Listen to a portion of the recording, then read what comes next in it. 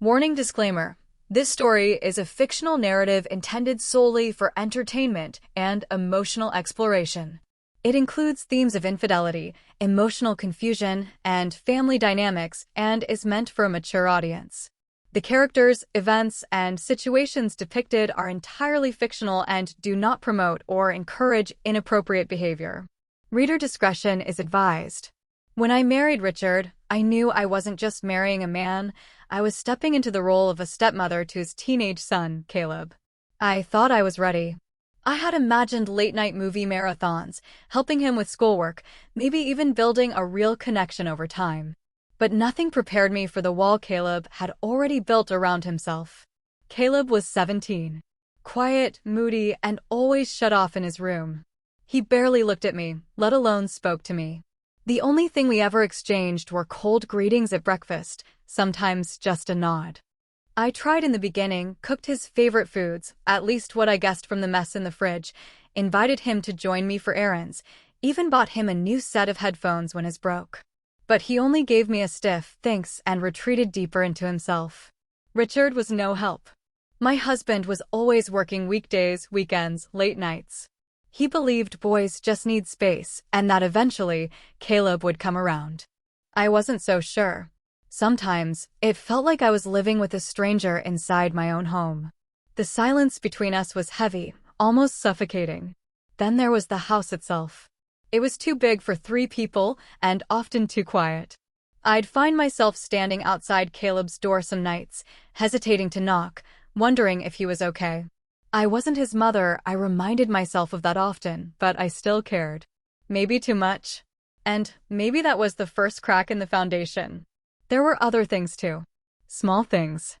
I'd hear faint sounds from his room, music, yes, but also muffled talking, sometimes laughter. At times, it sounded like he was on the verge of crying. But by the time I knocked, everything would fall silent. "I'm fine," he'd always say. Always the same 2 words. I couldn't help but feel something was off, not just teenage angst, but something deeper. Something unspoken. One Sunday afternoon, I stood at the kitchen window watching him mow the lawn. His hair was messy, shirt damp with sweat, but he looked older somehow. Not like a child, not even like a teenager, but a young man who had learned how to be alone. My heart ached in a way I couldn't explain. I wanted to reach him, but I didn't know how. That night, I lay in bed staring at the ceiling, listening to Richard's soft snoring beside me. A single thought looped in my mind: I'm not just his stepmother anymore. I'm the only one here who even sees him. I didn't know what that meant at the time. But soon, I'd find out. As the days passed, the atmosphere in the house grew heavier, thick with silence, with secrets I couldn't name yet. Caleb's distance no longer felt like teenage rebellion, it felt like isolation. And maybe even something darker. I began to notice the patterns, how he avoided eye contact, how he disappeared into his room the moment Richard left, how he always kept his door locked now. One evening, I knocked gently to tell him dinner was ready. There was no answer. I knocked again. Still nothing. I finally turned the knob out of instinct, but it was locked firmly. I pressed my ear to the door, and that's when I heard it, his voice. Whispering. Not quite a conversation, but murmuring, followed by the unmistakable sound of something being shuffled or hidden quickly. A pause, then, just a second. The door creaked open a moment later, and there he stood, face flushed, breathing slightly heavy, eyes wide like I had caught him doing something illegal. I glanced past him into the room. It was a mess. Clothes piled in corners, empty soda cans near the bed, curtains drawn tight. The screen on his laptop was black, but the angle suggested he had just slammed it shut. "Dinner," I said softly. He nodded, mumbling a quiet, "thanks," before brushing past me and disappearing down the hall. At first, I didn't think much of it. Teen boys have secrets. Privacy is sacred at that age. But it kept happening. Every time I passed his door, it was locked. The noises, voices, music, occasional soft laughter or sharp gasps would stop the moment I lingered too long. One night, around midnight, I came downstairs for water and noticed his light was still on. Curious, I stood quietly by the staircase. I heard something. Not voices this time, but something rhythmic. Something personal. My stomach tightened. I felt like I had walked into something I wasn't supposed to be part of. But the strange part wasn't what he was doing. It was how I felt afterward. Not disgusted. Not even angry. Just unsettled. Like something fragile had shifted inside me. The next morning at breakfast, Caleb wouldn't meet my eyes.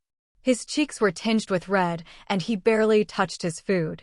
Richard was reading the newspaper, oblivious as always. I noticed Caleb's hands trembled slightly when he lifted his glass of juice.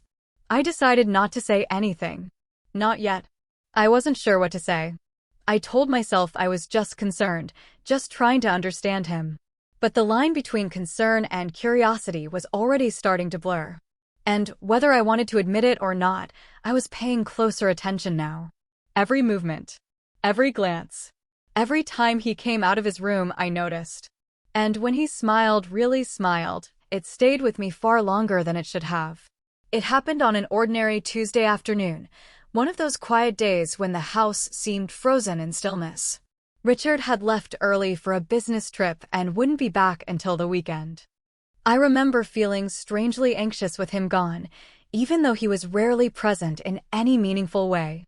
Something about being alone in the house with Caleb made me more aware of my movements. Of his. Around noon, I walked up to his room to ask if he wanted lunch. I didn't knock this time, maybe because I thought he wouldn't answer, maybe because I wasn't thinking clearly at all. I turned the doorknob and stepped in. What I saw made me freeze in the doorway. Caleb was lying on his bed, headphones partially on, one hand underneath the waistband of his shorts, eyes glued to the glowing screen of his laptop. The expression on his face wasn't just surprise, it was sheer panic. He scrambled, dropping the laptop to the side, yanking a blanket over himself as if trying to hide what had already been seen. I gasped and turned away, backing out of the room in a rush. I'm sorry. I stammered. I didn't mean to, I should have knocked. The door slammed shut behind me. My face burned. My chest felt tight, my heart racing. I went downstairs and sat at the kitchen table, hands trembling as I poured myself a glass of water. My thoughts were spinning, but not in the way I expected. I had expected to feel disgusted or embarrassed. But what I felt was confused. Emotional. My mind played the scene over and over. His body, his startled eyes, the vulnerability in his expression. And something else, something that unsettled me deeply. It wasn't just that I had seen him in a private moment. It was that for the first time, he hadn't been guarded. There was no wall. Just him. Raw, human, and oddly exposed. He didn't come out of his room for hours. I finally knocked on his door later that night. "Caleb," I said softly. "We should talk." There was a long pause. Then the door opened, just slightly. His eyes were red. "I'm sorry," he whispered. "Please don't tell Dad." I shook my head. No, of course not. It's okay. Really. I didn't mean for you to see that," he mumbled, voice cracking. "I know," I replied gently. "It was an accident. I shouldn't have walked in." There was a silence between us. And then, for the first time, he looked at me without anger, without fear, just something painfully real in his eyes. Shame. Hurt. Maybe even trust. "I'm just going through stuff," he said quietly. And something in me broke open in that moment. I wanted to protect him, to hold him, to understand. But I didn't yet realize that wanting to help could lead me somewhere far more dangerous.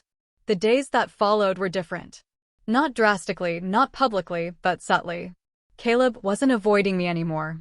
In fact, he began lingering longer in the kitchen, sitting nearby when I watched TV, asking casual questions that before he would have ignored.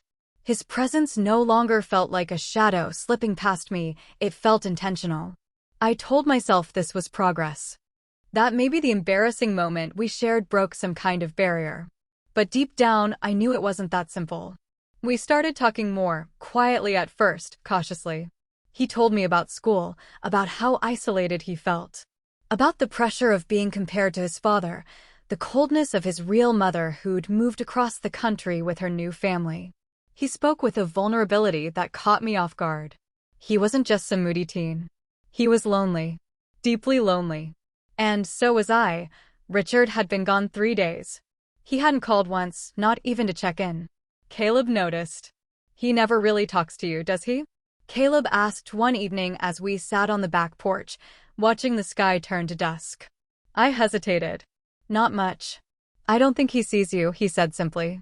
That statement landed deeper than I expected. I blinked, swallowing the lump in my throat. Sometimes. I don't think so either. It felt wrong bonding with my stepson over my failing marriage. But it also felt good to be seen, to be heard. And in Caleb's eyes, I didn't feel like someone's wife or stepmother. I felt like a person. A woman.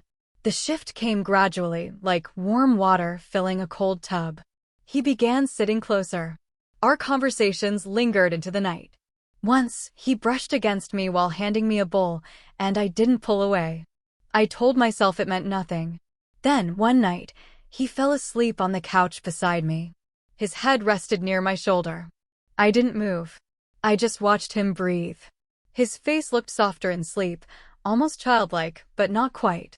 My fingers twitched with the urge to brush the hair from his forehead. That was the night I started to question what was happening. Not just what he was feeling, but what I was feeling.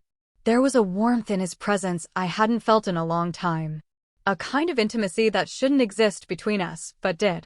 The next morning, I woke up in the same spot, blanket draped over both of us. I didn't remember covering him. Maybe I did it in the middle of the night. Maybe he did. We didn't talk about it. But we didn't need to. Something had changed. And somewhere in the back of my mind, I knew we were walking toward a line, one I had no business crossing. But I kept walking anyway. The shift in our relationship wasn't loud. It didn't come with declarations or obvious signs. It was soft, quiet, a slow burn that existed only in glances, lingering touches, and the silence we both refused to break. Caleb had stopped calling me by my name. Now it was always, hey, or just silence, like we both agreed not to label what we were anymore. And I didn't correct him. I didn't want to. Titles suddenly felt heavy. Stepmom felt too formal, too wrong for what was growing between us. One afternoon, while folding laundry in the living room, I found one of his t-shirts in the mix. I held it up and instinctively brought it to my face, just for a second. The scent hit me like a memory I never had. Youth, soap, something familiar but forbidden. I caught myself, heart racing. I shoved it into the basket quickly, as if the walls themselves could judge me. That night, he came down after his shower, damp hair clinging to his forehead, wearing nothing but sweatpants. He sat across from me and started asking about my life before his father. No one ever asked about that, not even Richard. What did you dream of becoming? He asked. The question caught me off guard. I blinked. Honestly, I wanted to write. Stories, books. I used to stay up late journaling and dreaming about publishing something one day. Why'd you stop? I paused. Life. Marriage. Expectations. His eyes didn't move from mine. You should start again. His words sank deeper than he knew. We started eating dinner together without waiting for Richard. We watched movies, sometimes sharing the same blanket. One evening, during a scary scene, he reached out and grabbed my hand. He didn't let go. And neither did I. The secret wasn't spoken out loud, but we both lived inside it now. Every smile, every touch, every late-night conversation was a thread that tied us together in ways that were impossible to explain and even harder to justify. Then, one night, it happened. We were both in the kitchen, the power out from a sudden storm. Candlelight flickered between us, and the tension was thick like honey in the air. He stepped closer to me, hands trembling, eyes uncertain but burning. I don't know what this is, he whispered, but I don't want it to stop. I should have walked away. I should have said something motherly, something mature.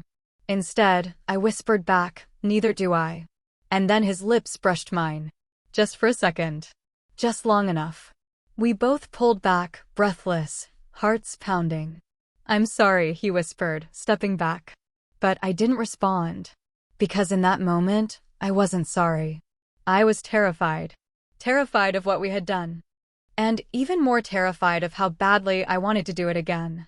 The kiss should have ended everything. It should have shocked us back into reality, made me retreat, made him realize this couldn't continue. But instead, it lingered between us like the scent of smoke after a fire, faint, but impossible to ignore. I avoided him the next morning. I stayed in my room longer than usual, pretending to be busy, pretending that my heart wasn't pounding every time I heard his footsteps in the hallway. But by lunch, we crossed paths in the kitchen again. He didn't say anything, just gave me a look. Not regretful. Not ashamed. Just quietly vulnerable. And I hated how much I craved that look. The guilt began gnawing at me slowly, like something alive inside my chest. Every time Richard texted, asking how things were at home, I felt like a liar. I'd stare at the screen, fingers hovering over the keyboard, unsure how to even begin to explain the storm I had let in. But the worst part wasn't the guilt. It was the desire. It came in waves, crashing into me when I least expected it. When Caleb walked by shirtless after a shower.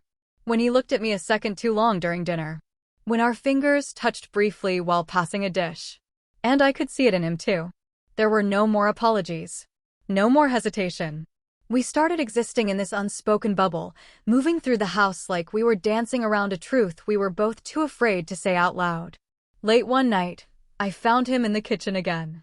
He was pouring himself a glass of water, shirtless, wearing only joggers. The moonlight from the window carved shadows across his chest. He turned when he noticed me. "Can't sleep?" he asked. I shook my head. "You?" He gave a quiet laugh. "Not really." We stood in silence for a moment. The air between us felt electric. "I think about it all the time," he whispered, finally breaking the quiet. "That kiss. You. I know I'm not supposed to, but I do." My mouth was dry. "Caleb, I don't want to stop," he said, stepping closer. "Unless you tell me to." I should have told him. I should have said it right then and there. But I didn't. I stood there as his hand reached up, brushing a strand of hair behind my ear. My breath caught in my throat. I hated how much I needed that touch. How it made me feel alive in a way I hadn't felt in years. And then he kissed me again. Slower this time. Deeper. Like we were already lost. When we finally pulled apart, I couldn't breathe. I didn't sleep that night. I lay awake in bed next to my husband's empty side, heart racing, shame twisting inside me like a blade. I told myself I needed to stop. But desire doesn't listen to reason. And something inside me had already surrendered. Richard returned late Friday night. His presence in the house immediately shifted the air like a heavy curtain falling over a window. The light that had been sneaking in through stolen moments between Caleb and me vanished behind the weight of routine and responsibility. But things weren't the same. Not anymore. I couldn't look at Richard without feeling the guilt pulse under my skin. I cooked dinner, laughed at the right moments, kissed him on the cheek before bed, but none of it felt real. My thoughts were constantly drifting back to Caleb, how he looked at me when no one else was watching. And he was still watching. Even with Richard home, Caleb kept finding ways to be near me. A brush of the hand when passing a plate. Sitting across from me with that unreadable expression. Holding eye contact too long while his father sat just feet away, completely oblivious. But tension like that doesn't stay buried forever. It cracks. And it did. One afternoon, while Richard was outside on a work call, I walked past Caleb's room and found the door half open. He was sitting on the bed, staring at the floor like he was carrying a weight too heavy for someone his age. I paused. He looked up. "You're avoiding me," he said softly. I stepped inside, cautiously closing the door behind me. "It's complicated." "I don't care," he said, standing up. "I miss you. I miss that version of you when it's just us." My heart twisted. "Caleb, we crossed a line." He stepped closer. "I don't regret it." I opened my mouth to respond, but before I could, the door suddenly swung open. Richard stood in the doorway. Silence fell like a thunderclap. He looked between us, eyes narrowing, chest rising. "What the hell is going on in here?" My blood ran cold. "It's not what it looks like, then tell me," he snapped, voice low and dangerous. "Because from where I'm standing, it looks exactly like something I should be furious about." Caleb didn't speak. His jaw clenched, but he didn't defend me. Didn't deny it. Richard stared at me with disbelief, then betrayal. His voice cracked as he said, "How long?" I couldn't answer. That was my answer. He turned and stormed down the hall, and I followed, trying to explain, but my words tumbled out broken and useless. He didn't listen. That night, he packed a bag and left the house. I sat alone in the living room, the silence louder than ever before. Caleb came down later, his face pale, guilt and confusion battling behind his eyes. "This wasn't how it was supposed to go," he whispered. "I know," I said, tears slipping down my cheeks. "I ruined everything." He sat beside me. But this time, he didn't touch me. He just sat there, staring at the wall, two broken pieces, no longer fitting. Everything we had shared had led to this. And now, there was no going back. The house felt hollow after Richard left. Like all the warmth had been drained from its walls and replaced with silence and shame. I walked through the rooms like a ghost, haunted not by what had been done, but by who I had become in the process. Caleb stayed for a few more days. We barely spoke. When we did, the words felt careful, brittle, like anything louder than a whisper might shatter what little remained of us. Whatever had been between us, whatever fire we had stoked in secret, was now nothing but ash. "I think I should go stay with my mom," he said quietly one morning, his bag half-packed beside him. I nodded. I didn't argue. I didn't ask him to stay. Maybe I should have. Or maybe letting go was the only right thing left to do. The day he left, he stood at the door for a long moment, looking back at me. His eyes were red, but he didn't cry. I wondered if he hated me. If he'd spend years trying to forget what happened. Or if he'd carry it with him, like I knew I would, with a mixture of longing, shame, and something neither of us had the right to name. "I don't blame you," he said suddenly. I wanted it too. I looked down. "That doesn't make it right." He nodded. "But it makes it real." And then he was gone. I stood in the doorway long after the sound of his car had faded, the weight of everything pressing down on me like a slow suffocation. I had betrayed Richard, yes. But more than that, I had betrayed myself.